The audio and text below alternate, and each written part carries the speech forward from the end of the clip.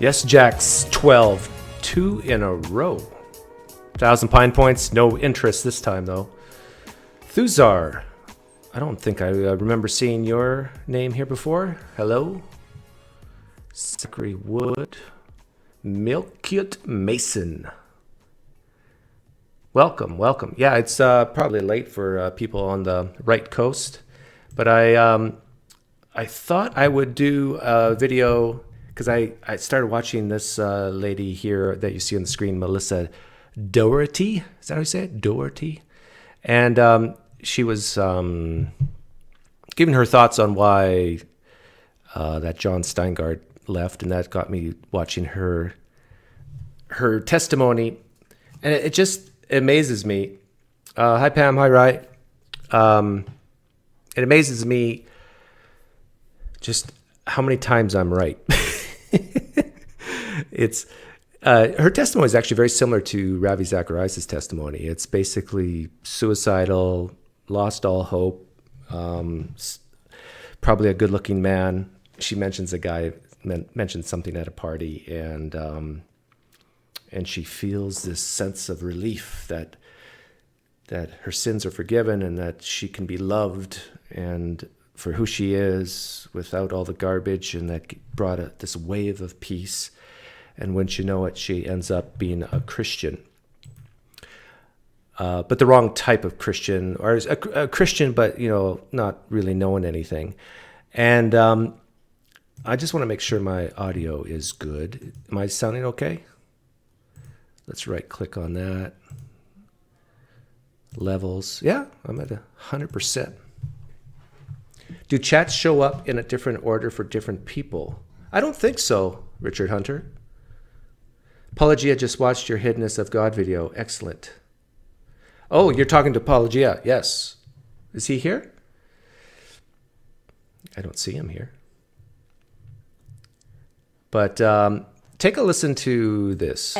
And see that is the best explanation for what happened 2,000 years ago. And that is what started Christianity. We live in a time where there's so much information out there, and it can get really hard to sift through the garbage out there. I get it.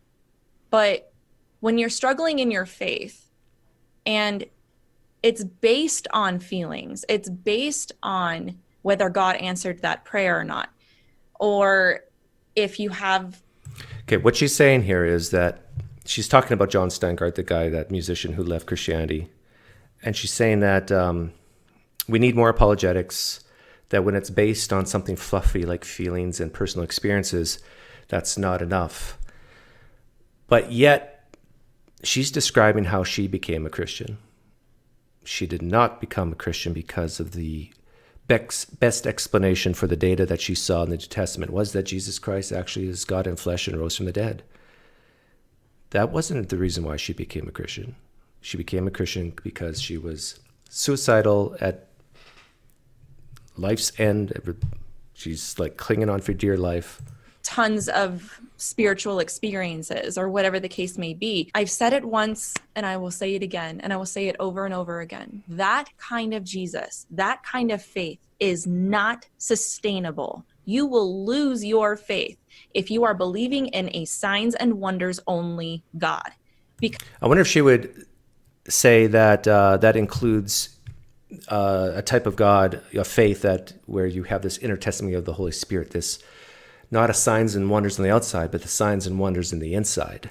I wonder if she would say that that can't last either. There's a lot of Christians who would say that does not last, that there has to be that meat, that gravitas, in order to, you have to know that this is true, otherwise you're going to fall away. Because that will leave you empty. He is not always going to give you what you want. If you worship a God that is going to give you signs, wonders, feelings, experiences, and that's your basis of truth, that will leave you empty, because that's what you're going to be chasing after. There is no reading your word. There is no studying it. There is no critical thinking as far as evidence goes.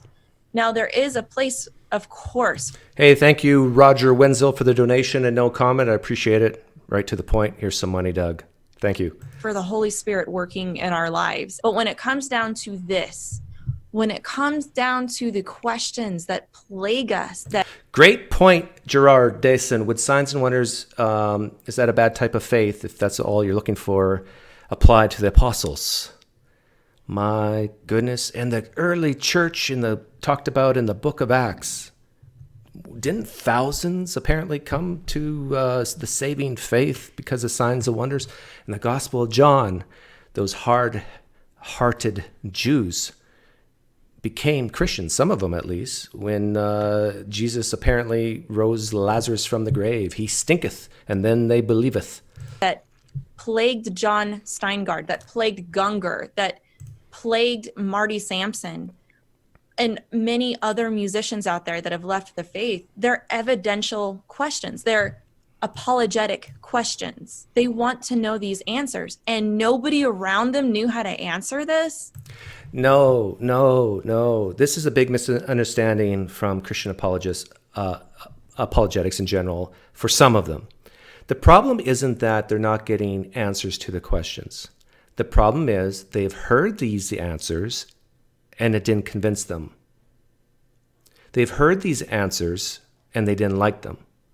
They've heard these answers and it didn't do anything for them. The problem is not, we got to give answers. No, there's a ton of answers out there for Christian apologetics. I agree with a lot of apologists that all these questions have been dealt with for years and years and centuries. I agree with apologists when they say that. The reason why some people leave Christianity, and other religions probably, is because they don't find those answers convincing. It's actually it's as simple as that. This is a problem. When somebody comes up to you and asks difficult questions, you as a Christian should be able to answer them. We should have discipleship and apologetics in our churches and have it active. Yeah, and I would dare to say that most people who call themselves Christians and spent a significant amount of time in the church growing up, even as adults, had that. They had discipleship. A lot of them did have apologetics. And a lot of them left Christianity because of apologetics, because they started researching the other side of what they were talking about. Over entertainment, and we should put this at the forefront. We should make this a priority in churches. This isn't just like adding another ministry onto a church. This isn't like, oh man, we already have a marriage ministry and we have a ministry that reaches out to the homeless. We have this ministry, No, this is beyond ministry. This is something that we are called as the church to know. We need to know what we believe, why we believe it, so we can defend what we believe. Brandon Marini says, PineCreek, much of the early church came to faith by revelation, not desperation. What has changed? Well, I wouldn't be so sure about that. Remember the early church, at least the first generation Christians, they were a little desperate. The times were not good for them. It seemed like everything in their lives, especially the Jews, just fell apart. And where's our Messiah? Why are we still under the thumb of the Romans? And even if they might not have been directly persecuted, they weren't in charge. They didn't have a king. And so there was a lot of desperation in that time. Now, on the other hand of this, there is a responsibility of the church, yes. And I am addressing that issue, but there's also another issue of the responsibility of the person wanting to know these answers. It's really... If anybody knows Melissa, or is a sub of hers that's watching right now, feel free to contact her. She's welcome to come on even tonight if she wants. Really difficult for me to know that there's so many answers out there. You have ministry after ministry that devotes their life to these types of things, to answering the tough questions, to really researching the Bible and knowing scripture so they can have a good answer to these questions that are asked. So why didn't... There's... Apparently she's going to seminary, and it's going to be curious to see after a few years of seminary how she changes. But I wonder, does she realize, I'm sure she does, that there's many, many people who understand the Bible, the scriptures, way better than she does. and reject it. This is why a lot of Christians will agree with me when I say it's mostly not about the evidence. Now, I say it has to do with psychological, emotional type things, but the Christian who agrees with me when I say that is saying, no, it's more a spiritual thing. It's the regeneration caused by the Holy Spirit. Why didn't he know that? Why didn't he look? It baffles me that I guess it's just like giving up too easily. I love John Steingard. I think we should all pray for him and we should love him. I think that he was expecting people to come and bash him and hate on him. And unfortunately, that's a reality that happens when we start. And some did, in all fairness. Maybe not bash is the wrong word, but there's a lot of Christians say to John Steingard, shh, okay, you left Christianity, we get it, but don't go on YouTube and don't go on social media and spread the word. Like, don't you know what is at stake? And that brings me to my next point. I tell you, every time someone leaves Christianity or this whole issue comes up, why we need apologetics to keep people in the faith, just as why? What is the big deal if people leave Christianity? Like, if you're an Edmonton Oilers fan, you grew up in an Edmonton Oilers family. You know, I grew up watching Gretzky and Curry score goal after goal. I love that team. And let's say my parents loved that team, and I said, you know, Mom and Dad, I changed my mind. I'm no longer an Edmonton Oilers fan. Oh, Doug, what are you saying, Doug? You're no longer an Edmonton Oilers fan? What's the problem with you? Don't you realize what's at stake here? This is the issue. It's like that doesn't happen. Maybe in politics it happens. You've become a Democrat? You become a Republican? What are you doing? The issue why Christians get so charged up about this is eternal damnation, eternal reward, and so forth. Now, for her, I think the real issue is, and I'll play a little bit of her testimony here, but I think the issue for her is she was drowning, and Jesus pulled her out of the water and saved her life. If you believe that, if that's happened to you, and that's how you would sort of describe it, how in the world are you going to reject that person who saved your life? Like, your lens on how you look at the scriptures from that point forwards, once you dive into it, is going to be to give Jesus the benefit of the doubt every step of the way, because he saved you. Hey, Joshua White, thank you for the donation. Not about it, the evidence. What will Habermas do now? Well, this is the thing. I've said this a lot of times, that apologetics and guys like Gary Habermas, they say what they say and they do what they do because they realize that a lot of Christians do feel stupid for what they believe. And when they say, no, you don't need to feel stupid. Look at all this extra biblical evidence and look at the minimal facts and what best explains this. Well, a man rose from the dead. This gives a confidence bump to believers that they don't have to feel stupid for believing what they believe. But I would say indoctrination number 1 and desperation number 2 is the main reasons why people believe.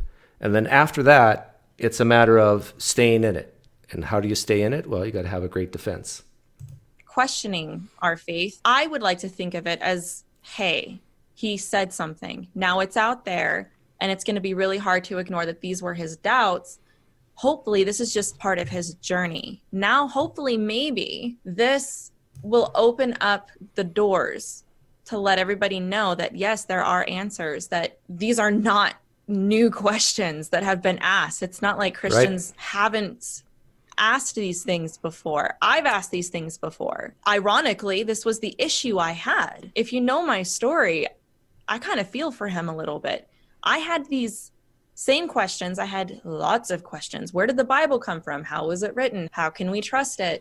And I'll play this, but basically everything, she became a Christian before she knew almost anything about the Bible. She was kind of raised in it, but her mother was kind of weird, very spiritual. But she didn't know basically anything about the Bible, yet she became a follower of Christ. Entry-level type questions that we should know, but nobody could answer them for me. And of course, there's a whole story behind that, but I get it. I get and understand the frustration of having these questions and not having anybody really there to answer them for you.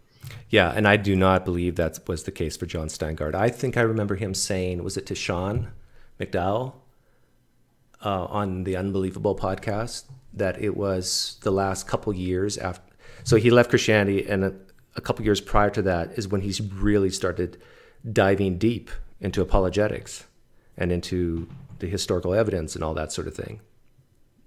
And that didn't pull him back. In fact, if anything, that probably pushed him away. And so you struggle with them internally. I just think there's a lot of lessons to learn from this. And I'm going to take this opportunity to say something. Great point, Chen. There's answers exist for Islam, Hinduism, Mormonism, etc. And she comes from a New Age background, and I would not be surprised if her New Age friends, which I'm sure she still has some, have answers to questions about law of attraction and I don't know what else, all the other garbage they believe. It's like, yeah, answers are a dime a dozen. It's whether the evidence is sufficient for the claim. And this is why I just absolutely am in love with the flying man, my ancestor, because you take it one claim at a time. Here's the claim for Jesus. Here's the evidence for that claim. Let's take that evidence and apply it to my flying man ancestor. Do you believe my ancestor could fly unaided? And you just do that piece by piece. But the problem is, when you try the flying man, here's a warning. When you try the flying man with a believer, they're going to want to have like 1,000 things come into their brain at the same time. Like, but. And once you get that, everything coming in at one time, it becomes hopeless at that point. You got to slow your mind down. Oh, that sounds a little New Age-ish, right? I've scared some Christians away there. You got to slow things down, maybe even talk in the third person. So if I was Melissa, I would say, why does Melissa believe this? What's the main reason why I'm a Christian? Is it because of the hope of eternal life? Is it that feeling I had when he pulled me out of the pits and helped me not commit suicide? Or is it because of things like Gary Habermas? Is that the real reason? Because we can learn from this too. What it is, it's a beautiful marriage between evidence and the Holy Spirit. Now, some people may not completely agree. Oh, that's so interesting to me. It's a marriage between the evidence and the Holy Spirit. And when she says evidence, I'm sure she's talking about the New Testament texts. But here's the thing. You would know nothing about the Holy Spirit if there wasn't some knowledge of these texts to begin with. So I would almost say, from a secular humanist point of view, like an atheist point of view that doesn't believe this stuff, from that point of view, the Holy Spirit is secondary. It's a byproduct of the traditions and the texts of the New Testament. And then once you have this sort of baseline, this meat on the bone, then later on you say, oh, yes, this, what happened in my life when God saved me from committing suicide, that was the Holy Spirit from God. The Christian God, mind you, not any other one. Agree with this. I'm more of a classical apologist. I like evidence-based Christianity. Yes, recovering know-it-all. I am in Tucson, Arizona, in an undisclosed bunker location. Want to talk about the evidence for Christianity that is tangible, that I can look at and show a linear understanding of why I'm a Christian. And it's not just based on feelings. It's not just based on... But she became a Christian based on feelings, which I'll play. I keep saying this, I'll play her testimony, but I will. Experience. It's based on the resurrection of Jesus Christ. It's based on things that I can see. Can you see the resurrection of Christ? Were you there? Of course not. So it boils down to trusting the testimony of Paul, which is the only eyewitness. This is another thing. I don't know. Is there hope on this one? I don't know if there is hope on this one. I honestly think you have to ask true or false questions, lean true, lean false, multiple choice. You can't, for a lot of Christians, you just can't say this. You can't say a lot of these reports are from anonymous sources that were dependent on each other and so forth. You just can't say that, because they'll start talking about traditions.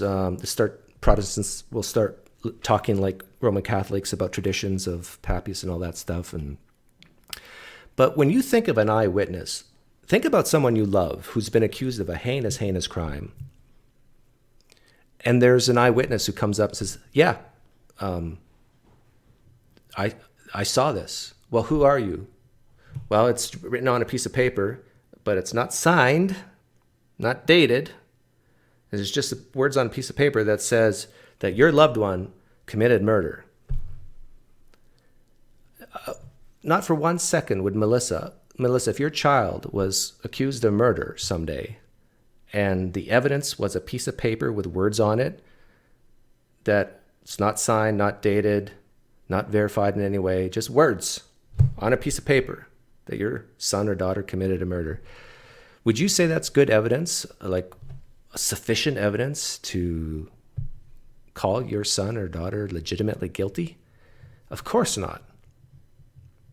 But yet you believe in the resurrection of Jesus based on that type of evidence, except for Paul. Paul had the gonads to put his name on things.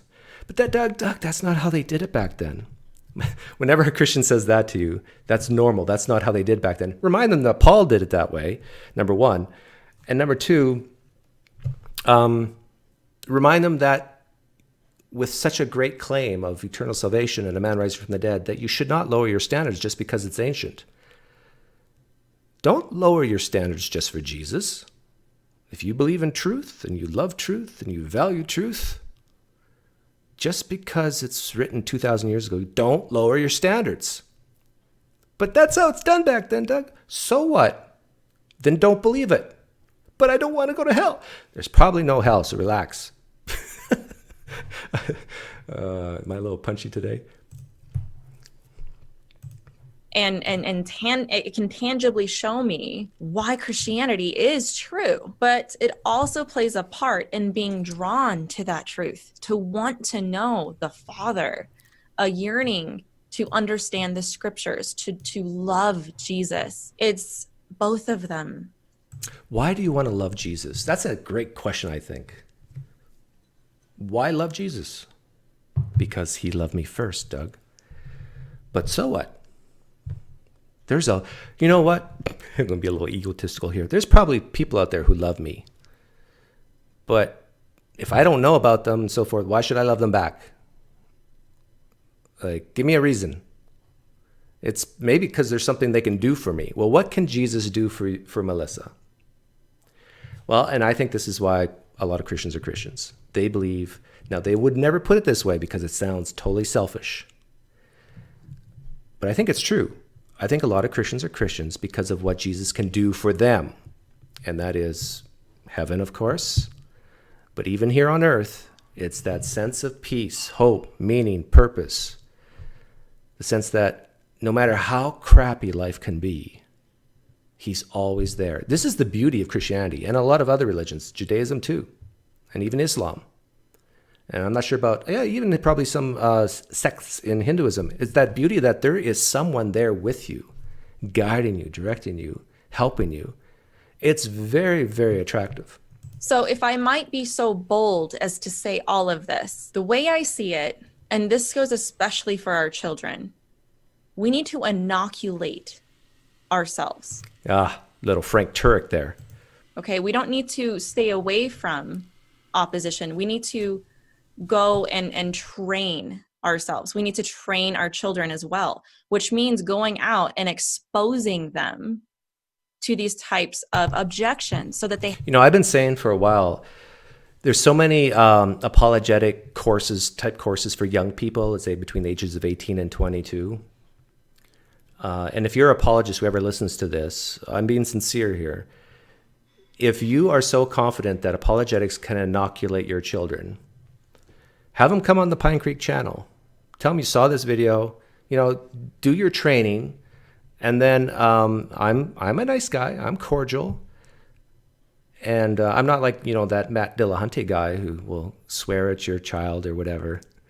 I'll be as nice as I can be, but I really don't think a lot of your apologetics will do diddly squat. I really don't. But anyhow. They have an answer, because we're sending them out with literally nothing but their experience and their faith, and just trust God, just trust that it's real, trust that it's true. I just don't think that that's responsible or scriptural. And let me make this clear also, to be an apologist doesn't mean that you have like a gift of evangelism. Those are two different things. It means not to some apologists. Apologetics is evangelism to some. Knowing how to defend what you believe. If you take a Brandon Marina, for context, what percentage of your estimated followers are believers versus non-believers? There's no way of knowing that, because I don't have the mind of God and I can't look deep into their soul and figure that out. But 2/3 of my views come from non-subs, which is not saying much because I don't ask for subs. I don't know. I think a lot of Christians who love apologetics, I'm almost a car accident to them. I really think so. I think people who have apologetic channels or love apologetics or philosophically minded, I'm a car wreck to them, and they will look at my channel and then they'll look away. It's like, don't look too long. They got to see a little bit of it, but too much, and then they'll get kind of freaked out and grossed out, and so they kind of leave. Stance on something. It could be anything. And you don't have a reason for why you take that stance. That's a blind faith. A book that I would really recommend on this. Okay, I honestly don't know the answer to this. She's recommending a book here. I'm going to predict, if I had a Bible, I'd swear on it. I do not know her answer on this. But I'm going to guess the book she's going to recommend is, it's going to be either J. Warner Wallace or Lee Strobel or maybe even McDowell. Who am I going to go with? I'm going to go with my gut instinct, J. Warner Wallace. Let's see. I love this book. I just love books in general. Is Forensic Faith by J. Warner Wallace. This book breaks down why we need to have what he calls a forensic faith. A lot of Christians have what he would call an accidental faith. They don't know what they believe. They just accidentally believe what's true. Yeah, and that's how you became a Christian, Melissa, an accidental faith. Well, it wasn't accidental. You were suicidal, desperate, and that's why you became a Christian. But they don't know why it's true. He's saying, let's get a forensic faith, Christians, church. Let's know what we believe and why we believe it, so that when opposition does come, we are able to defend our stance. I mean, I think that's fair. Pray for John Steingard. He's not the enemy here. Pray for all the Christian artists before him that pray. This is also interesting to me. This is why I love doing this, because this is fascinating to me. When a Christian says, pray for John Steingard, what do they mean? Whenever, here's my advice. If a Christian ever says to you, a non-Christian, an atheist or whatever, I'll pray for you, ask them exactly what are you going to pray for. Be very, very specific. In fact, I encourage some Christians, at least, who have said they would pray for me, can you do me a favor and write that prayer down and date it? Be as specific as you can. Like, is your prayer that Doug will become a Christian? And if that's your prayer, then write that prayer down, date it, and then next to that prayer, write down your guess of how likely that's going to happen. And I would recommend you do that with all your prayer requests, intercessory type prayer requests. If someone's sick, say, God, I pray that this person will be healed. Hey, thank you, Scott Duke, for the donation for prophesying book recommendations. Yes, I am a prophet, I think. I am under the power of Satan. So can I be a prophet for Satan? I don't know. But when you listen to this version of Christianity long enough, you can predict what kind of books they're going to recommend. And now I lost my thought of what I was going to say. Have lost their faith. I think we can do something about this. This should shed light on what we need to be focusing more on. We're doing really good in the entertainment department, guys. We're doing fantastic there. That's debatable. I don't know. I kind of used to like the music, but isn't that what's the Hillsong type worship music just boring after a while because it's so repetitive? And I do like 4-part harmony hymns. Like, for all you young atheists out there, like, you don't know what a tenor is, right? You don't know what a bass and baritone sound like. But when you're raised in a fundamentalist church, I tell you, you know those 4 or 5-part harmonies. But I guess like Joel Osteen type churches, they're very entertaining. They got the lights and the perfect sound system and so forth, and professional singers. So yeah, I guess in that sense, Christians have it going on. Can we focus on actually teaching the Bible? Like, can we focus on going over the scriptures? I agree with Melissa here. In fact, this is where I deviate from a lot of atheists, YouTube atheists and so forth. A lot of YouTube atheists want to quiet down people like, what's his name, that Anderson guy from Phoenix, when they speak out against gays or whatever, or that, the hellfire and stuff. No. You want to raise those people up so they can be heard by as many people as possible, because I truly believe people will be so turned off from that they'll walk away. I think even the whole gay issue, homosexual marriage and so forth, it doesn't matter what stance the church takes. As long as they're vocal about it, people are going to leave. Because if the church says something like, oh, you're going to accept gays into our fold and they can become members and even get married in our church and even be a deacon or whatever, yeah, we have no problem. If they say stuff like that, there's going to be a certain segment of that church that are going to leave because they hate it. And then if you do the opposite, no gays allowed as members, no gay marriage in our church, and no way can they be in leadership. If you're that type of church who says that, there's going to be a certain percentage of Christians who are going to leave about that. Just by them saying anything about the topic is going to divide them, and people are going to leave the church.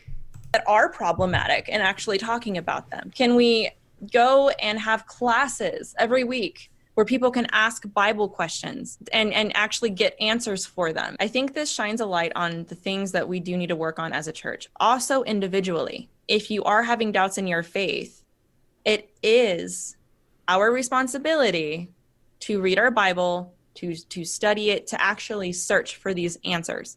Yeah, search for the answers, read the Bible. I agree with that. The problem, the best verse in the whole Bible is seek and ye shall find, because it works every darn time it's tried. It's true. If you're seeking hard enough, you will find what you're looking for. And so read your Bible, search it out. But keep in mind, if you're a Christian and you're doing this, please know Mormons, they seek answers as well. And they find them. Muslims, I've actually talked to some doubting Muslims. In fact, I think I deconverted one 4 years ago. True story. Well, it probably wasn't just me, but I was part of it. And they were seeking answers. And they find them. I think sometimes we expect it to kind of just be handed to us without a lot of work done. If you want to know the truth, it's there. Researching it does take time, but I don't think that that's an excuse to just ignore what's out there. I think that that's another flaw that I see. Whenever I hear this sort of thing, like the research that takes time, doing a lot of reading, buying a lot of books, I can't help but think about the lower IQ type Christians who say something like this. I just love Jesus. I experienced Jesus. He lives in my heart. I don't need no stinking apologetics. I don't need no stinking books. I know what I believe is real and true, and that's good enough for me. And if you're trying to force people who are not academically minded or don't even care about the stuff you care about, like all the different theological issues and so forth, to tell them they need apologetics as a safeguard just in case they, start to doubt, they're just going to say, forget about it. I don't need it. From a lot of these other Christian artists is that for something that's so easily attainable, how do they not look into this? And let me be very clear on this. Also, there are lots of good churches out there that do focus on this. I think that that's very important to say, that there are churches that absolutely don't focus on just the feel-good message. Yeah, in my experience, the churches that don't focus on the feel-good message and so forth, they tend to actually be the Calvinist type churches, or the very conservative Baptist type churches. Low IQ people are not that articulate. Yeah, point taken. Good point. Joystick Jedi says, one does wonder how Christianity survived until you could buy all the apologetics literature on Amazon. Well, one could make the argument, and I've actually tried to do this using some Google Analytics or whatever. Christianity's going down like this for the last 20 years, right? In fact, by the way, I'm going to be a prophet again and make another prediction that you'll see a bump up in Christianity on the Pew polls this fall from 65 to 68. Ooh, you heard it here first. 65 to 68. It's going to go back up a little bit because it took a tremendous drop last year, but over the last 20 years, it's been dropping. When did apologetics start ramping up? Last 20 years. In fact, guys like Sean's dad, Josh McDowell, he's been doing this since the 70s and 80s, 40 years, 30, 40, 50 years. But it's really been ramping up over the last 20 for sure. Books and YouTube and so forth, seminars. And it seems like it's not helping. But this is what the Christian response to what I'm saying is. The Christian response is, yeah, Doug, but did you know that if it weren't for apologetics, that Pew poll, instead of being 65% Christian, it would be down like to 45 or 40? It's because of apologetics that it's kept it at 65. I wouldn't be surprised if they say something like that. Basically talking about the mega churches, if I'm going to be very blunt about it, to be very clear, mega churches that are really focused on making sure that their numbers are good, that are making sure that the people that are attending are discipled so only as far as they feel like they have. Recovery know-it-all. Oh, you brought back a memory for me. I went to a Calvary Chapel church for, I think, 3 or 4 years. And you're right. They go through the Bible book by book, verse by verse. And I wasn't there at the time when they were going through the really bad verses, like 1 Samuel 15, Numbers 31, Ezekiel 20. I missed all those. But yeah, it would be really interesting to hear a pastor go through verse by verse, stand behind the pulpit and say something like, and Yahweh gave bad laws to the Israelites, stuff like that. Life skills, but there's just no tools for the Bible. The church should be a hospital for the hurting. It should be. But it should also be a school for the Bible. So these are the things that I've kind of been thinking about and praying about the last few days. Yeah, so her point is this. Got to pray for John Steingart and people who leave the faith. Pray for what exactly? That they'll come back, I guess. But why? Why do they need to go back? What's the big deal about leaving Christianity? Why is that so bad? Because it's true, Doug, because it's true. I got it. Okay. And that if we had more apologetics, people like John Steingart would never have left. And I just disagree with that. I really, really disagree with that. But I will say this. If I was to psychologize John Steingart, it's like he became comfortable. My guess is he has some coin in the bank. My guess is he's not worried about things. He's not worried about losing jobs or how to pay the electric bill. He seems like he's in great health. And so if you're going to psychologize a guy like John Steingart, he doesn't need Jesus. So then it boils down to, well, why does he need Jesus? If everything on earth is fine for him, he doesn't need it for peace, hope, meaning, purpose here on earth. It's just for heaven and hell. Okay, let's see. from New Age to Jesus, my story out of deception. I'm not sure if I queued it up right. He liked me. I felt, it was a self-hate that I had. I had a very low self-esteem, low self-confidence. I started thinking of ways I could This is a new video, different video. end my life. And I'm really grateful there wasn't a gun in my house at this time. Oh, really thankful there wasn't a gun in her house at the time. So she's describing her experience of how she, I guess, first became a Christian, and she's very suicidal. Because that would have been the quick, easy way to do it. So I started getting really creative and thinking, okay, what's the quickest, easiest way to do this? And there was a big bottle of prescription pills in our cabinet that I knew would do the trick. And I started kind of actively planning this, thinking what day, when I would do this. I also was so depressed that I didn't even want to eat. I didn't want to eat anything. I didn't eat. I lost a lot of weight during this time. There was a point where I even quit taking in fluids. I think because I just felt like I didn't. Okay, now here's a question to the atheists in the crowd. She's telling a story here that sounds horrible. It's very depressing, right? There's a good chance that Christianity saved her life, right? Am I wrong? How dare you evil atheists say that Christianity is bad? Am I wrong? Didn't it actually save her life? This is what I struggle with. I honestly, sincerely struggle with this. And I think for people like her in that situation, if Christianity saved her life, then Christianity was good. Now, but here's the interesting thing. As she matures, gets older, her life becomes a little more stable. Does she still need it?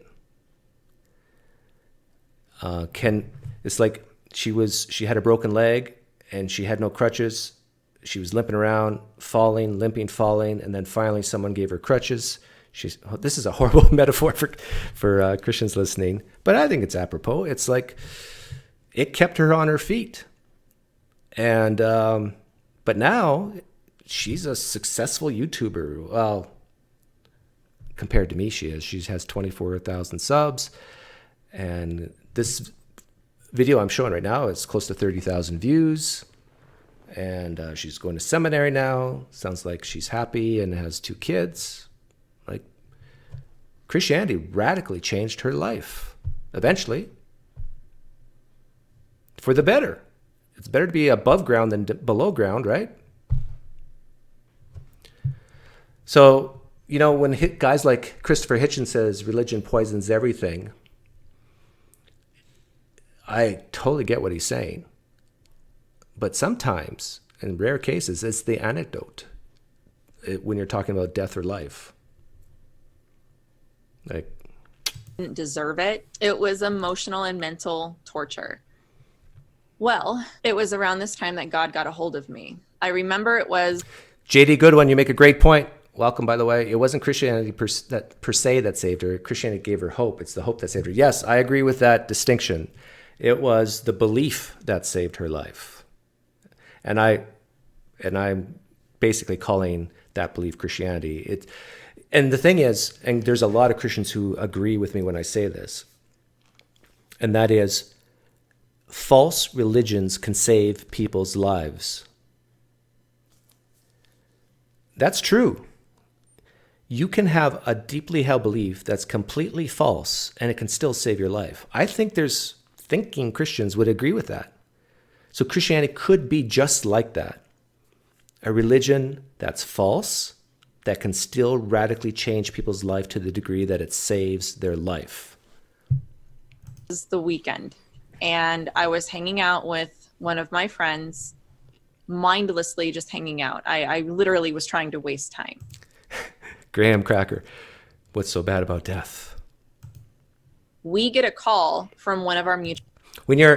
I agree with the sentiment, Graham Cracker. I really do. It's like there's so many people who cling on to life, especially when they get older in age. They've had a full life, or they're in tremendous suffering, and it's like life is you just got to keep breathing and so forth. I do believe there's circumstances on this planet where, for some people, it is better to be dead than be alive. I do understand that. Mutual friends.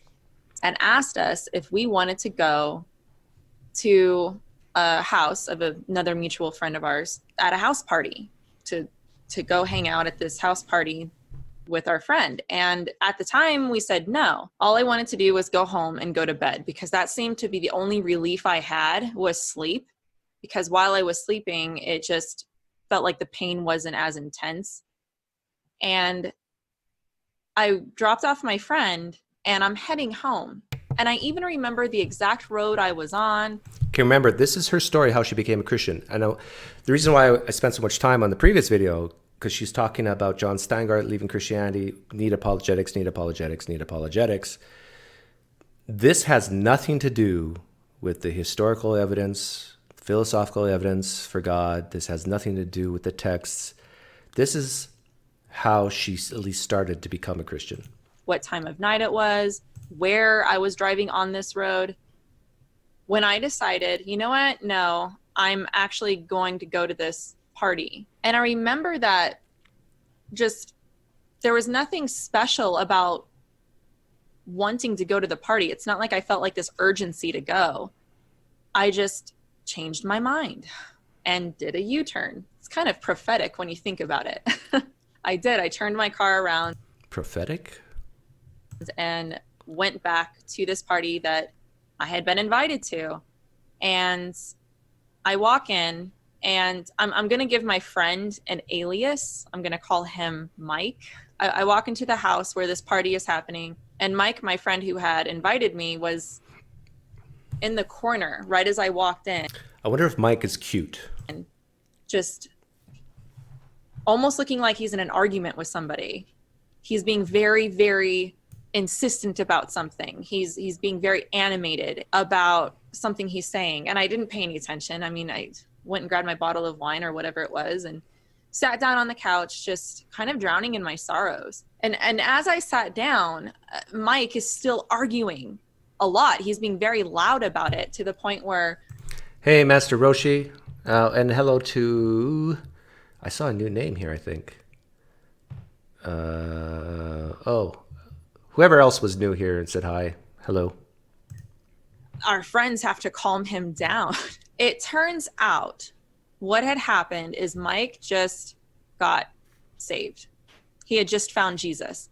And he's at this party telling everybody about Jesus. And nobody's listening to him. But he was very evangelistic at the time. I remember everybody just kind of telling him to chill out. I was sitting on the couch, and he's going on. Yes, Sovereign Soul, I'm thinking the same thing. About whatever it is that he was going on about at that moment. I remember he was continuing to talk, and there was something he said, of course, to a spiritual nature that I had disagreed with. And what he said next changed everything in my life. Did I already give it away, what he said earlier? I don't think I did. But can you guess what Mike, the guy who's either cute or has a really nice car, as J.D. Goodwin says? That's me. No. So here's Mike. He's just became a Christian. He's at a party, a drinking party. Oh, true Christians don't drink. And he says something to Melissa, who's in a state of deep, deep depression. What would Mike say that would cause her to become a Christian or start on that path? What's your guess? Put it in your head. And it was so simple. All he did, I remember him pointing at me, and he said, no, there's nothing that you've done that God cannot forgive. Ah, there it is. This reminds me of I don't know if it was staged or not. Who's the atheist guy who does the magic and illusions and stuff? I forget his name. Not Penn and Teller, not those guys. Someone can tell me in the live stream chat. But this reminds me of that time when this guy, an atheist, pretends to be I think a pastor or a preacher or something. Brings an atheist in, sits her down on a chair. He does like social cues and subtle things. And by the end of it, he basically says to this person, imagine it's like cognitive coaching. Imagine you're on a mountain, and you're watching the sunset. And no, not James Randi, not Matt Dillahunty. Darren Brown, that's it. Thank you, Castlevaniac.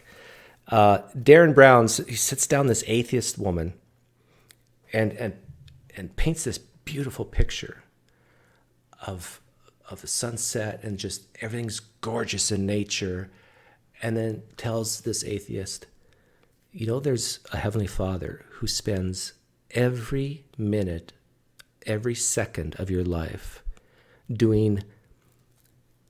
watching you and caring about you and loving you. And he wants you to know that. And anyhow, Darren Brown goes through this whole thing. And again, it could be staged. I don't know. Didn't seem like it was staged to me, even though there was 3 cameras. But when you use these emotional, these emotional triggers, you can make a hard-hearted, you could even make me cry, I bet. I don't know, Darren Brown, if you're listening, you try to make me cry. It's like that whole attention thing, that you are so deeply loved and we're focusing on you and caring about you and want nothing but the best for you. And you now combine, and that's with a stable atheist woman. Imagine her situation where she is desperate. She's actually planning out how she's going to kill herself, when she's going to kill herself. And then a person looks at her and says, there's nothing that you've done that God can't forgive. Can you imagine? This is why Christianity is powerful. This is why it's probably the largest religion in the world. It's because of things like that. And especially for people who've had messed up lives and who are suffering and so forth, or in pain, that yes, you're going through pain now, but God is right there next to you through it all. And someday that pain will be erased. That hope is powerful. He loves you. And I know you guys, I know it. I know. Isn't that so simple? It's so simple. But that hit me hard. I don't doubt it. I did not grow up with the gospel in my house. There was an essence of not understanding forgiveness. Now, growing up in my household, I was taught certain things about God. I was taught some things that were true and some things that were not true. So she's not coming into Christianity out of a vacuum. There's some baseline there to work with. But I'd never heard that quite like that before. What my friend was telling me was that I could have forgiveness through Jesus. He's the one that I have been looking for. Okay, and I'm not sure if I played this, but the reason why I'm playing this now is because in this other video, this one here, when a Christian leaves the faith, and I'll leave the links later eventually, she was kind of poo-pooing John Steingart for being raised in an emotional type church growing up, and it's all about feelings and so forth. But yet this is she's describing herself when she was talking about John Steingart, coming from a very spiritual, emotional signs and wonders type of background, and then having these feelings, desperation, and now I'm loved and I'm forgiven. The one that fills my heart. He's the one, and him alone is the only thing that can give me the love and the forgiveness that I need. That's basically what I heard that night. Yeah. And I think more times than not, do I dare say over 50%? Like, facts and evidence is not, and I'm going to include myself in this, is not the reason why most of us believe what we believe. And so when I hear apologists say, oh, I believe because of the evidence of the best explanation, the minimal facts, the eyewitnesses, transcripts, prophecy, blah, blah, blah, blah, blah, blah. I say, maybe, but probably not. We humans, this is why we developed the scientific method. This is why we tried things like trial and error, is because we're so absolutely horrible at coming to this thing we call truth and figuring out what works and what doesn't, and how we move forwards. And we stumbled upon the scientific method and say, hey, actually, this kind of works. And I believed it, and it changed my life. And I remember even when Yeah, I'm thinking of Vodi Bakum right now. I have a video of him. He's a big football player, Christian apologist. And whenever I hear someone say, I believed it and it changed my life, Vodi Bakum would say, good for you. This is a Christian talking, not me. He says, good for you, Melissa. Yeah, he changed your life. Good for you. Just like Allah has changed the lives of millions and millions of Muslims. Just like the Mormon God has changed the lives of millions of Mormons and Hindus, millions of Hindus. Good for you that it changed your life. Guys like Vodi Bakum would say that means diddly squat to whether or not it's true. Your life can be changed radically based on something false. And I actually think a person like Melissa would agree with that. And she would say, well, yeah, my understanding back then, it was, God met me where I was at. But yeah, I agree, Dougie, you got to have the foundation for the truth. I was looking at when I felt this peace. I don't really quite remember the drive home or if I had any other conversations after that. Hey, welcome, JMD. It was a while ago. I don't remember going to bed. But I do remember waking up the next day. And this is my favorite part of the story. I always say it was like waking up in a Disney movie, like it didn't feel real. And the more... It didn't feel real. It was like waking up from in a Disney movie. It did not feel real. There is your hint, Melissa, that it probably wasn't. Fantasy is always better than reality. Oh, I'm just squashing the hearts of the children of the world. There's even, was it Maleficent in the Disney movie Maleficent, where she says happy endings are just stories that haven't ended yet or something like that. But she comes from this place of desperation and suicidal depression, and she's told that she's forgiven, and she wakes up the next morning. She can breathe. Now, how in the world are you going to... Now, I'm talking to you dirty atheists right now. How in the world are you going to try to convince, if you care to, a person like Melissa Dougherty that what she experienced, what she attributes it to, is false? Good luck. Jesus saved her life. She's not going to listen to you. She's going to listen to Jesus, her belief in Jesus. She's going to... So it's like,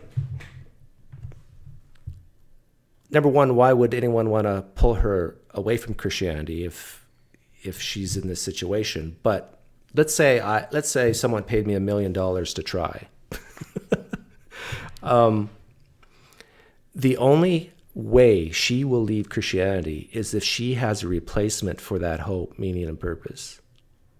The only way she's going to leave Christianity is if she realizes that she will be okay without it. And I don't think she believes that. In fact, I wish that she would come on my channel someday and I would ask her that question. Do you think your depression would get worse or you would fall back into depression if you left Christianity? If her answer is yes, it's pretty much game over at that point. You're basically saying, I'm in the Sahara Desert and it's 120 degrees outside and you're taking away my water? At least give me some Gatorade to replace it. You just can't take away my water and expect me to live. Now, the thing though, like on my channel, I've said, I don't like treating adults like children. And so why is it up to me to come up with replacements if someone leaves Christianity? But I do get that sentiment. Like, for a lot of Christians, it would just squash their world.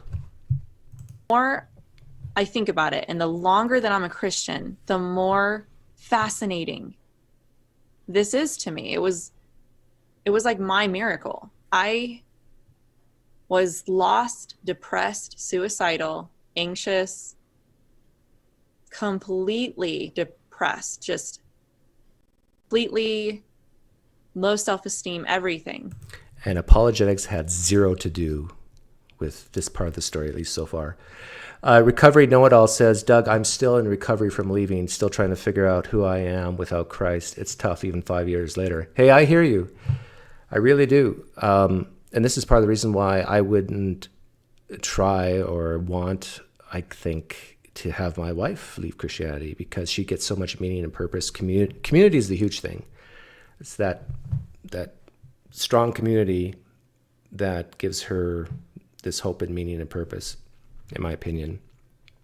So why would I want to take that away from her? See, here's the thing. I bet you there's a lot of YouTubers out there, the apologetic empire, who just think that it's my goal to squash all Christians. And I agree, sometimes it might look that way, especially when I do those little shorts, those little 2-minute videos. They're just so much fun to make. I do it more for me than anything else.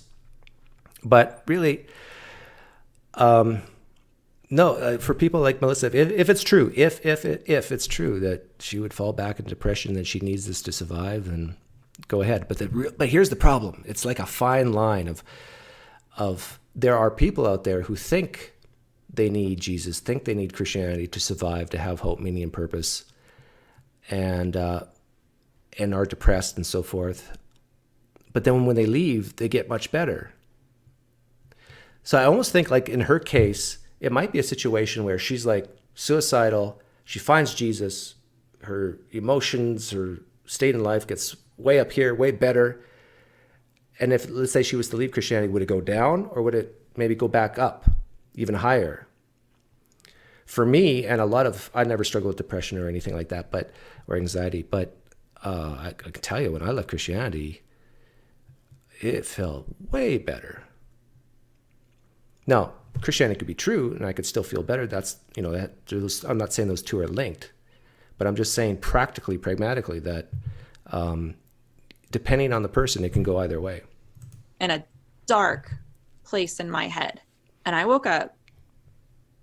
But when I woke up, I felt this peace, absolute, complete. That's exactly what I did. When I was describing her earlier, Philip Servinjak says, does your wife think you're not going to be saved? No, great question. Most Christians, believers who have a loved one who's not a believer, and especially those Christians who believe in the traditional view of hell, the way they cope with having a loved one who's not a believer, this is their coping mechanism. They truly believe that God's going to do a miracle and change my life or change the life of their loved one. If you believe in eternal conscious torment as a Christian, how in the world can you worship a God? It's very difficult, at least, worshiping a God that you honestly think, no, he's not going to let my loved one into heaven, and it's a binary choice, and so that means he's sending them to hell. How are they going to enjoy heaven at that point?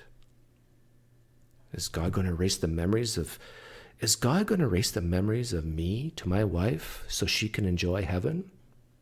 If Christianity is true, and if eternal conscious torment is true, and all that sort of thing. Like, then that's not my wife in heaven anymore. That's an avatar of her, where all those memories of pain and joy and all that is now gone. If she thinks about me for 1 second, then she'll remind, oh, he's in hell right now. Oh, I tell you. So they have to believe this. Great question. They have to believe that all things work for the good to those who love God, and my wife loves God, so therefore I will become a Christian someday. My mom believes that as well. Peace. There was this weight lifted off of me. And I didn't know anything about what the Bible said. I didn't know what it said about. This is important. Listen to what she's saying here. And I didn't know anything about what the Bible said. I didn't know what it said about being a new creation, being born again, nothing. She knew nothing about what the Bible said. And yet she's a Christian. Why? But I remember sitting up in my bed. I remember even how I was sitting. I'm like, wow, the sun shining through the window, and I hear birds chirping. And I think even a lot of Christians listening to this right now are thinking, at least in the early stages of her life, Jesus was this. It's like a heroin fix. I felt this joy and this peace. It was incredible. There were two things that really struck me. First, I don't know who that person was yesterday. I woke up with this sense of a new identity. Yeah, identity is huge in Christianity, that Jesus lives in you. Joystick Jedi says, what do you think of going after philosophical contradictions as opposed to evidence? For example, you need the Bible to know how to be good, but God judges because everyone knows morality. Okay, I'm not going to answer your questions specifically, but I think this will get the general gist of it. I'm a bottom-up type guy, not a top-down. But I think a lot of Christians, especially the philosophical types, are top-down type Christians. So they'll start with, cosmological argument. That's fine-tuning. Wow. Ontological argument. Oh, man. All these great philosophical arguments for God. And then, now we got a God that can do miracles, and now, raising Jesus from the dead, that's child's play for God. That's how they think. But if you can get the philosophical type Christian to doubt, to question the core claims and view them, not that you have to prove it false, but just to doubt that it's true to begin with, I tell you, their view on the philosophical arguments for God is going to change. Most of them don't stay into deism or go into another religion. So my advice is, when you got a philosophical type Christian talking, just nod your head, say, okay, that's great. In fact, I'm not going to push back. Great. But let's talk about Jesus and why you believe in Jesus. Because that's where the rubber hits the road. It's specific theism which determines their prayer life, their worship, their everything, how they treat others, their community. That's the important stuff. That's their life. And so when you get them to question and doubt that, then they go, oh, wait a minute. Okay, I'm no longer a Christian. They start to actually start thinking like an atheist, or a non-Christian at least. How some of these philosophical arguments for God are not as great as they thought they were initially. And remember, I hadn't read the Bible. I didn't know anything about being born again or the new creation, nothing. I felt like I was this new person. And the second thing was my insatiable hunger to know more about what my friend said last night. I wanted to read the Bible. I wanted to watch. I remember trying to find preachers on TV. JMD, I agree with you. I'd be a classical theist or Jew if I doubted the resurrection. You know, I said to my wife once that if I ever become a theist, I think I'd become a Jew. And it's after I watched Fiddler on the Roof. It's just like that musical is just so great. It's like you really get the bonding and the community of that religion, Judaism, seen in that musical. And I've always wanted to sing that song, If I Was a Rich Man. Da, da, da, da. Is it Rich Man? All I wanted to do was know more. It was this hunger. Anything I could have gotten my hands on to teach me more about Jesus at this time, I was all over it. Yeah, and it almost gets, I guess, a little bit boring at times, using the outsider test for faith, especially from my perspective, because I do it so often. But that hunger is found in every new convert to a religion, and cults especially. It's like, I want to know more. I want to do more. I want to impact other people.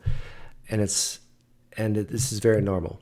I remember calling my friend after this, telling him, you absolutely changed my life. Everything that you said that night, I believed, and I I am just completely in love with Jesus right now. A Jesus whom she doesn't even know. This is important because she just said, you can rewind the tape for yourself. She just said she knew nothing about the Bible at this point, or very, very little. But she's in love with an idea. That's it. She's in love with this idea that her sins are forgiven, that she doesn't have to feel guilt anymore. She's not in love with a person.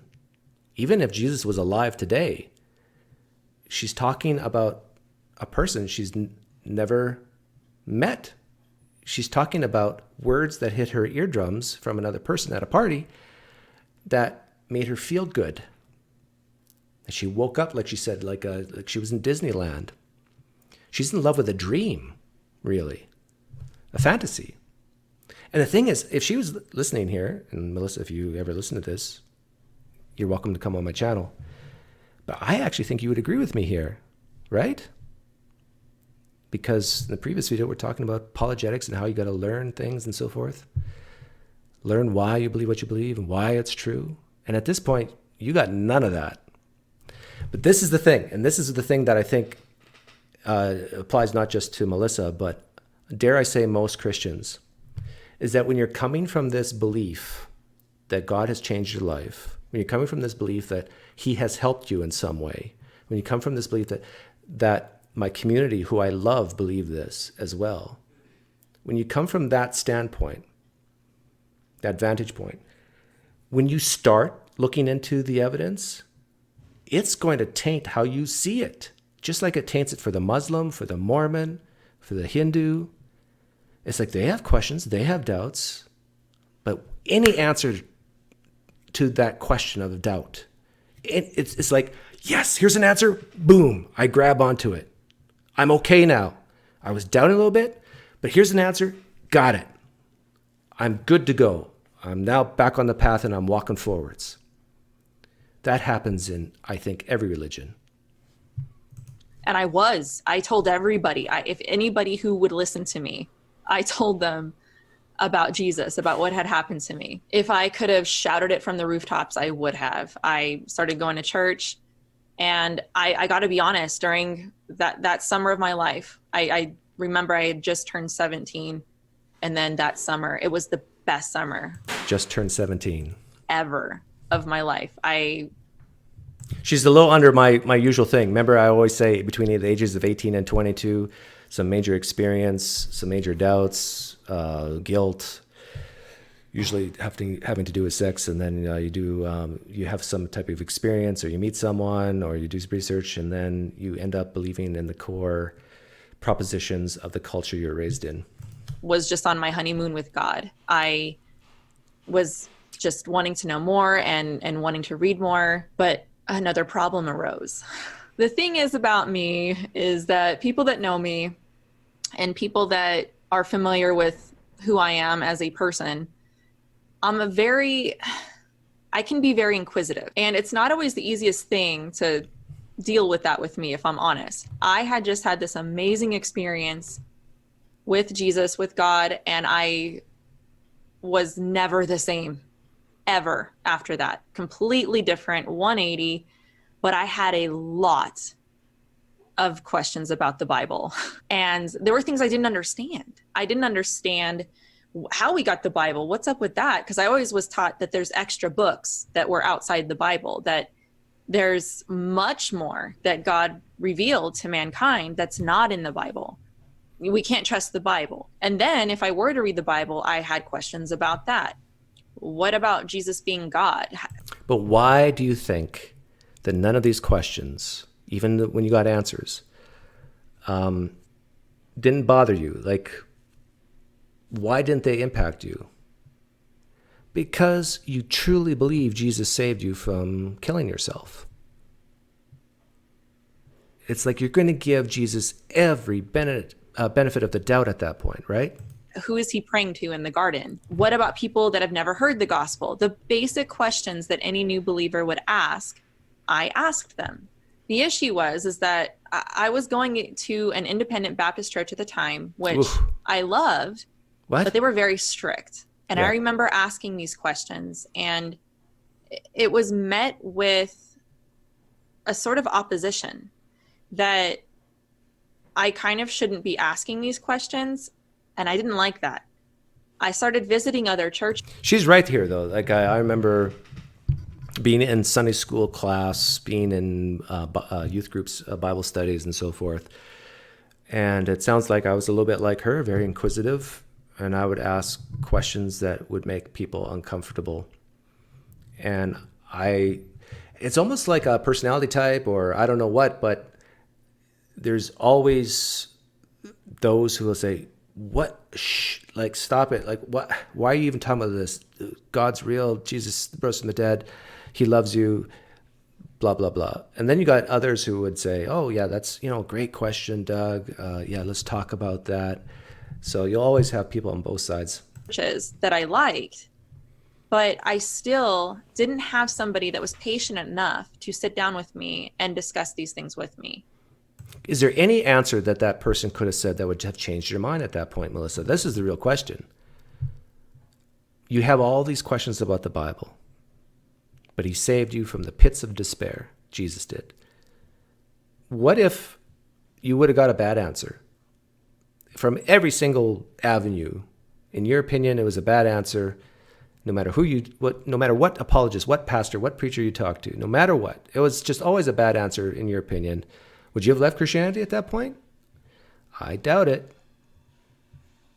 And I'm going to preface this with saying I'm not that old, but it's not like I could have gone to the internet at that time to research this stuff. Oh, no, you just told us your age, Melissa. All these well-known apologists that are a click away on our smartphones or the internet were around and were more accessible to me, I probably would have, and I knew about it, I probably would have read their stuff. I didn't even know what apologetics was. And if you don't know what it is, it's basically the defense of the Christian faith. You're answering these tough questions. You're defending. Anthony, the types of questions I'm sure she was asking is like what she said earlier, like how can we trust that the Bible is reliable? How was it formed? Who did Jesus pray to? She mentioned, which is a great question, by the way, especially in the Gospels when it talks about Jesus praying by himself. So it's not a matter of for an example or anything. So if Jesus is God, is he praying to himself? Is he just meditating like those New Agers do? The view of Christianity by answering these tough questions. I didn't realize it, but I kind of was an apologist at the get-go. I had a very evidential approach to Christianity. Okay, now this is the same. I haven't switched videos in the last half hour. She had a very evidential approach to Christianity. And you rewind it just 10 minutes or so. I knew nothing about the Bible. All I knew is this guy said, there's no sin, nothing you could have done where Jesus can't forgive you, something like that. And she had this wonderful sense of peace in this experience. And I needed more evidence. I wanted to know more. It was more than just wanting the evidence. It was really wanting to know God, wanting to know the answers to these questions. And I didn't want to have an accidental faith. I wanted to have an evidential faith. I wanted to believe. Why? This is interesting.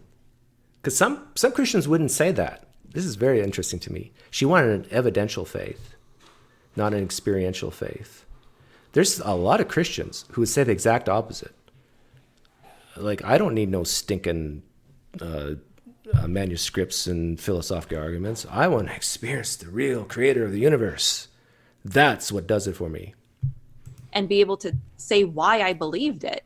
And again, all the while, did not know that this was actually in the Bible. This is taught in Scripture that we should have a case for what we believe. And we can use our mind to research these things. So kind of going on a rabbit trail with that, because it's very important to understand that it was the lack of this evidence of these hard discussions that led me to embrace the New Age, New Thought teachings that I had grown up with. Yeah. And then she goes on and talks about how she gets into, I guess, chakras and new age stuff. And she related all that to the God that she sort of knew. And then I guess, years later, she realized that the new age was wrong, maybe of the devil, who knows. And she found the true Christianity through apologetics or through a good church. I don't know what. But I tell you, there's nothing that's going to, I don't know, I shouldn't say nothing. But when someone is that desperate for hope, if you don't replace it, she's not going to even consider that she's wrong, like on the core propositions, because it just means too much to her. But what is the replacement for a person like her? Let's say a year from now, Melissa Dougherty, for whatever reason, leaves Christianity. What's going to replace that hope, meaning, and purpose that she currently has? That sense of peace. You know, she took that deep breath. Now, for a guy like me, it's never been an issue, but I realize I might be a little abnormal. Like, would a bowling team do it, you think? I don't know. I think it has to come from her fellow man and women, humanity. But it's that whole thing about shared myths. There is something to that, and this is why I think religion exists, because we've evolved to believe in these myths in order to make it easier for a group of people to coalesce around a shared idea. Adam Wright says, apologetics led me to leave Jesus' land because I realized it was awful. I would love to see a study on that, on polling just people who left Christianity and ask them on a scale of 1 to 5, how deep were you in apologetics? 5 being, really deep, 1 being not deep at all.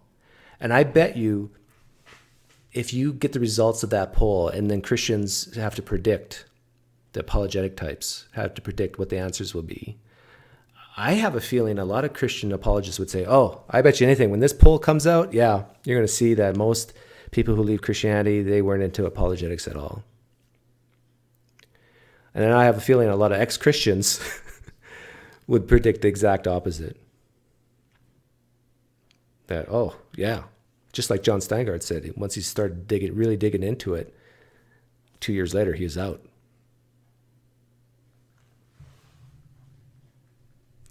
Atheist church? Do you think atheist churches work?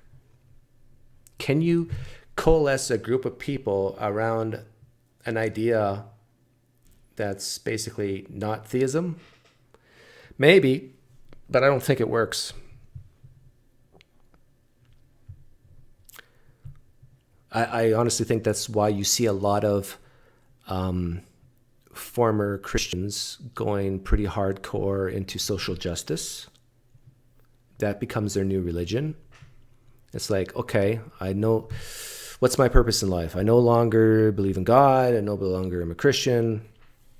How am I going to add value to society? And it's like, oh, let's feel sorry for people and let's do this social justice thing. And sometimes it's great. And a lot of times it's like they kind of shove evidence to the side, and it's like they're almost blinded by their compassion. Secular humanism, that might be a replacement, but exactly what does that exactly mean? What exactly is secular humanism? And even just like there's different denominations in Christianity, there's different views of what is best for secular humanists, right? This is the struggle. This is why I think religion exists, and why denominations more specifically exist, is because you can have people coalesce around like a very strict idea and say yes. And this is why they have statements of faith, and why statements of faith work. It's like, we believe dun dun dun dun dun dun dun. Okay, everybody vote. Okay, yes, amen. We all agree. This is what we believe. Let's defend it to the hilt. Let's worship these ideas, and we're good to go. And it doesn't matter, if we differ on politics. It doesn't matter if we differ on, worship styles a little bit here and there. It doesn't matter, because we got these core things. Dun, dun, dun, dun. And so now we're good to go. We have this common goal. And, no matter what, thick or thin, I'll be there for you, brother. Gabriel Platt says, the replacement for her would be an atheist boyfriend. Well, you might be onto something. The PineCreek theorem. I think helping others is the best replacement for religion. I agree. Work at food banks, feed the homeless. I agree, Scott Duke. Great name, by the way. Scott Duke. I had a dog named Duke once. I love that dog.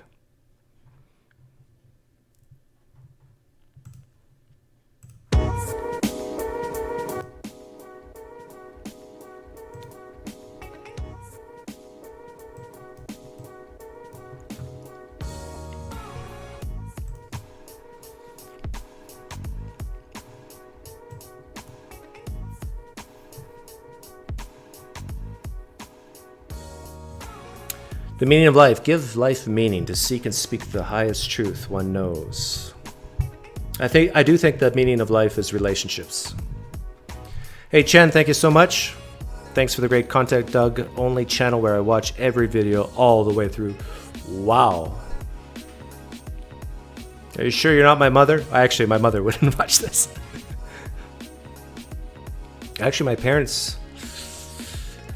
my mom told me once that my dad used to watch some of my videos, but he cried every time. Can you imagine that?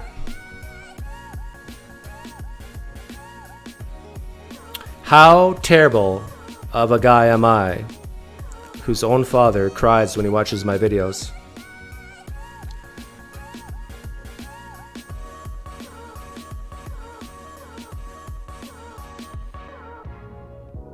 But I don't cry when my dad goes to church. You're welcome, Joshua.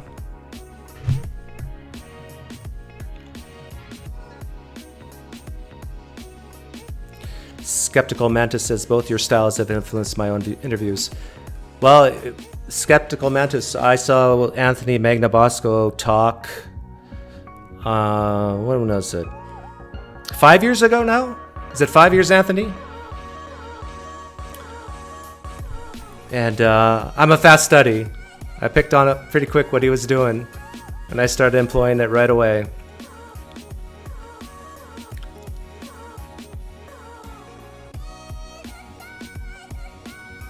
Sort of knobhead. Well, the thing is, the reason why I think my dad cries when he watches my videos is he feels that he's failed as a father. And if you're a Christian listening, you know exactly what I mean. Teach a child in the ways of the Lord, and he shall not depart from thee. It's tough, I understand it. Did you not go through any nihilism? No. I don't know why, but no. I value the present more than I used to as a Christian, I believe. When I was a Christian, I would think about the future constantly and worry about it. But not worry to the sense of anxiety or anything like that. But I would just think about the future and the past. Think about all the mistakes I made. Now, as a non-Christian, I value the now way more. That I truly believe I'm a better father as a non-Christian. I know life is short and I won't see them again. I give them hugs and go out and do things as a family more. Even my career, like I don't value my career as much in the sense that it's exact opposite what I think Christians would predict, that I value people more because I don't see them as light and darkness, Christian and non-Christian, going to heaven or going to hell. I see humans as humans now.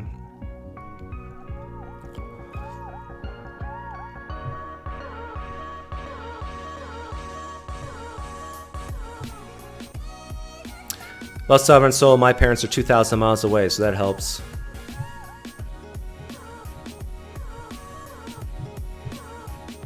But I got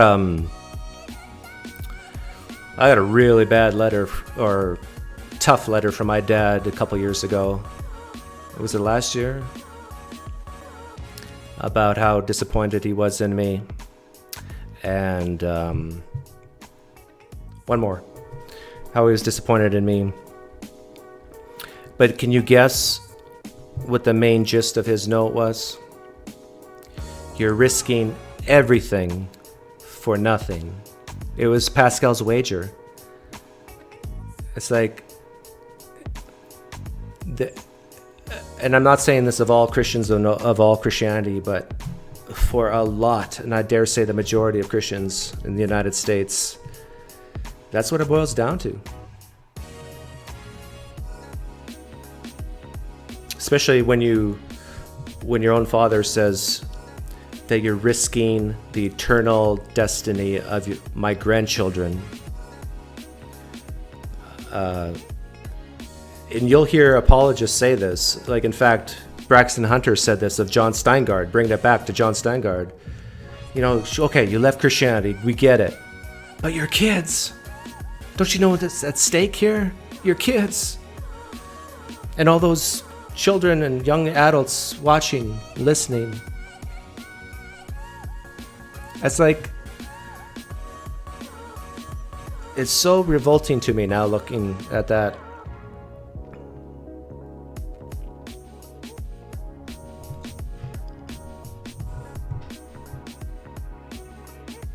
You risk torture and eternity for YouTube subs and super chats. Yes, that's how shallow I am, Chen.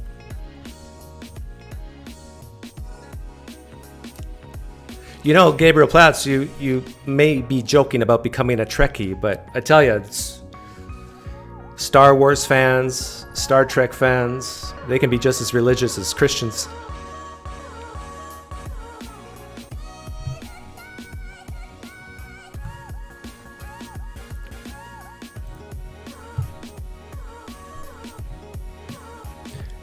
Yes, Gerard, you see what I did there?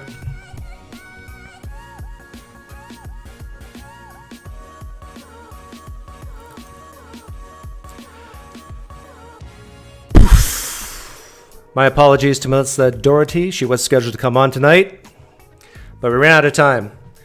Hey everybody, thanks for hanging out late Sunday. Have a great week coming up. Take care.